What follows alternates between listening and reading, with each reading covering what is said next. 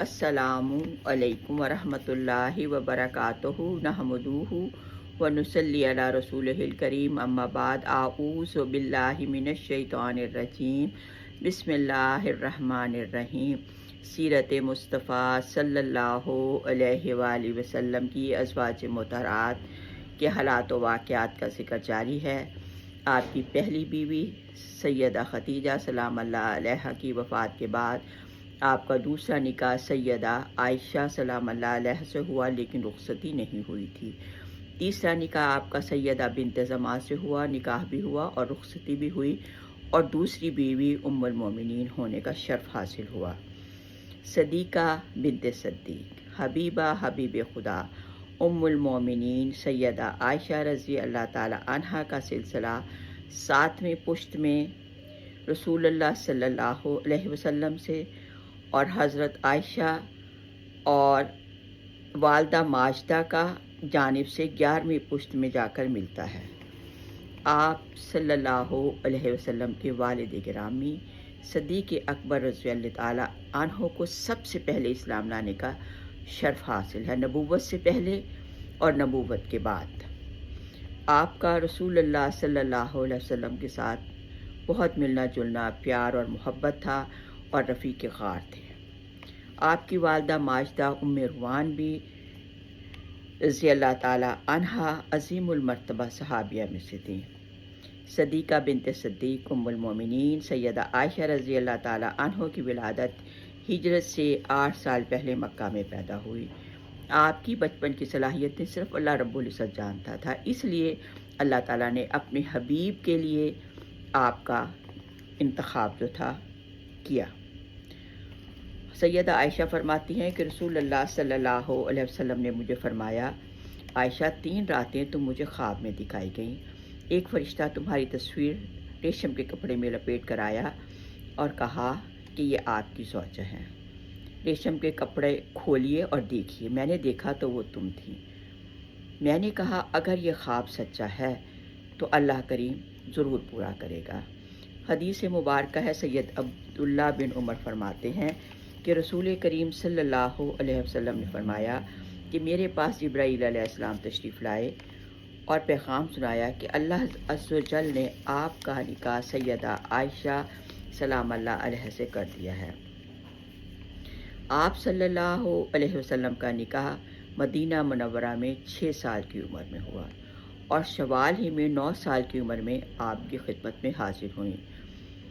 جب رسول اللہ صلی اللہ علیہ وسلم نے وصال فرمایا تو اس وقت سیدہ عائشہ کی عمر صرف 18 سال تھی۔ آپ فرمایا کرتی تھی میرا نکاح شوال میں ہوا اور شوال ہی میں رخصتی ہوئی، اور میں پسند کرتی ہوں کہ عورتوں کی رخصتی جو ہے وہ شوال کے ماہ میں ہو۔ تاجدار مدینہ صلی اللہ علیہ وسلم آپ سے بہت محبت کرتے تھے۔ سیدہ عائشہ سلام اللہ علیہ فرماتی ہیں، ایک بار رسول کریم صلی اللہ علیہ وسلم اپنے نالین مبارک میں پیوند لگا رہے تھے جبکہ میں چرخہ کاٹ رہی تھی۔ آپ صلی اللہ علیہ وسلم کی پیشانی سے پسینہ بہہ رہا تھا۔ اس پسینے کی آپ صلی اللہ علیہ وسلم کی ایسی تابانی تھی، یعنی پسینے سے اس طرح نور اور روشنی چمک رہی تھی، میں حیران تھی۔ حضور صلی اللہ علیہ وسلم نے میری طرف نگاہ اٹھا کر دیکھا کہ عائشہ کس بات پر حیران ہو۔ سیدہ عائشہ سلام اللہ علیہ نے فرمایا، اے اللہ عز و جل کے محبوب، آپ صلی اللہ علیہ وسلم کے رخ روشن اور پسینہ جبیں کی نے مجھے حیران کر دیا ہے۔ آپ صلی اللہ علیہ وسلم کھڑے ہوئے، میرے پاس آئے، میری دونوں آنکھوں کے درمیان بوسہ دیا اور کہا کہ اللہ تعالیٰ تمہیں جزائے خیر دے، تم اتنا مجھ سے لطف اندوز نہیں ہوئی جتنا میں تم سے یہ بات سن کر خوش ہوا۔ حضور صلی اللہ علیہ وسلم کے ساتھ حضرت عائشہ کی بہت محبت تھی۔ آپ ہر بات اور ہر گفتگو ان کے ساتھ بے دھڑک کر لیا کرتی تھی، اور یہاں تک کہ عورتوں کے جو مسائل حل ہوتے تو آپ پیارے نبی صلی اللہ علیہ وسلم سے پوچھتی، اور جب تک آپ کو تسلی نہ ہوتی آپ ان سے پوچھتی رہتی، یہاں تک کہ آپ نے ایک دن عورتوں کے لیے بھی لیا کہ آپ ان کو بھی خطاب کیا کریں۔ حضرت صلی اللہ علیہ وآلہ وسلم نے فرمایا کہ اے عائشہ، میں جانتا ہوں جب تم مجھ سے راضی رہتی ہو اور جب تم ناراض ہوتی ہو۔ میں نے کہا اے اللہ کے رسول، آپ نے کیسے پہچانا کہ میں راضی ہوں اور اب آپ سے ناراض ہوں؟ کہا جب تم خوش ہوتی ہو تو مجھے کہتی ہو محمد صلی اللہ علیہ وآلہ وسلم کے رب عز و جل کی قسم، اور جب تم مجھ سے ناراض رہتی ہو تو کہتی ہو ابراہیم علیہ السلام کے رب کی قسم۔ میں نے عرض کی ہاں یہی بات ہے، آپ صلی اللہ علیہ وسلم کا نام نہیں لیتی، لیکن آپ کی ذات گرامی، آپ کی یاد میرے دل اور میری جان میں آپ کی محبت میں ڈوبی ہوتی ہے۔ دل و جان سے میں آپ سے محبت کرتی ہوں۔ ایک سفر میں سیدہ عائشہ رضی اللہ تعالی عنہا کا ہار جو تھا گم گیا، اور کسی منزل پہ نہیں، آپ نے پڑاؤ کیا اور وہاں پر آپ کا ہار جو تھا وہ گم گیا۔ سرکار مدینہ صلی اللہ علیہ وسلم نے اس منزل پہ پڑاؤ کیا، ڈالا تاکہ ہار مل جائے، اور منزل میں پانی نہ تھا۔ لوگ جو تھے وہ اپنے پیارے صدیق اکبر کے پاس تشریف لائے اور کہا کہ آپ کی بیٹی کی وجہ سے ہم مصیبت میں ہیں، یعنی پانی نہیں ہے۔ آپ حضرت ابوبکر رضی اللہ تعالیٰ عنہ اپنی بیٹی کے پاس آئے تو دیکھا کہ رحمت عالم صلی اللہ علیہ وسلم سیدہ عائشہ کی آغوش میں سر مبارک رکھ کر آرام فرما رہے ہیں۔ صدیق اکبر نے اپنی بیٹی کو سختی کا اظہار کیا، لیکن سیدہ رضی اللہ تعالیٰ عنہ نے ذرا بھی جنبش نہ کی اور اپنے آپ کو یعنی روکے رکھا۔ باپ ڈانٹتا رہا اور آپ خاموشی سے برداشت کرتی رہی ان کی سختی کا رویہ، کہ میرے پیارے نبی صلی اللہ علیہ وسلم کی آنکھ بیدار نہ ہو جائے، کہ آپ کی نیند خراب نہ ہو۔ چنانچہ صبح ہو گئی اور نماز کے لیے پانی نہ تھا۔ اسی وقت اللہ عز و جل نے اپنے لطف و کرم سے آیت تیمم نازل کی۔ لشکر اسلام نے صبح کی نماز تیمم کے ساتھ ادا کی۔ صحابہ نے عرض کی اے اولاد ابو بکر، آپ کی ہم پر بہت سی رحمتیں ہیں، یعنی اس کے علاوہ بھی آپ کی ہم سے بہت جو نعمتیں ہمیں پہنچی ہیں۔ سیدہ عائشہ فرماتی ہیں کہ یہ گویا حکمت الہی اور عز و جل یہی تھی کہ مسلمانوں کے لیے آسانی اور سہولت مہیا کی جائے، یعنی ہار کا گم ہو جانا، پیارے نبی صلی اللہ علیہ وسلم کا رات کے وقت قیام کرنا، پانی کا نہ ہونا، یہ اللہ عز و جل کی طرف سے ہو رہا تھا کہ مسلمانوں کے لیے تیمم کی سہولت جو ہے وہ فراہم کی جائے۔ ام المومنین فرماتی ہیں کہ بے شک اللہ عز و جل کی نعمتوں میں سے ایک نعمت یہ بھی تھی کہ رسول اللہ صلی اللہ علیہ وسلم کے وصال کے وقت میرے گھر میں میرے سینے اور میرے گلے کے درمیان ہوا، اور اللہ تعالیٰ نے میرے اور ان کے لعاب کے درمیان میرے لعاب کو اور ان کے لعاب کو جمع فرمایا۔ عبد الرحمن رضی اللہ تعالیٰ عنہ تشریف لائے، ان کے پاس مسواک تھی۔